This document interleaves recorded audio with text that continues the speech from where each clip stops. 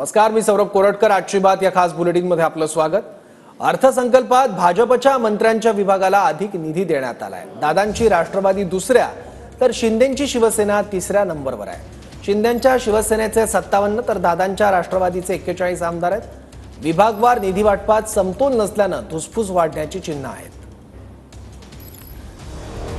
निधी वाटपात दादा 2 नंबर तर शिंदे 3 नंबर. भाजप 89,128 कोटी, राष्ट्रवादी 56,563 कोटी, शिवसेना 41,606 कोटी.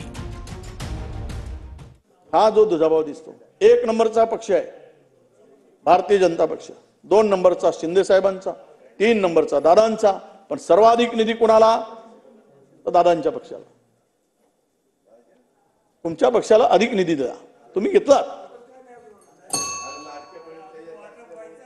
त्या आता लाडक्या बहिणी आहेत, पण निधी तर तुम्हालाच जास्त मिळाला.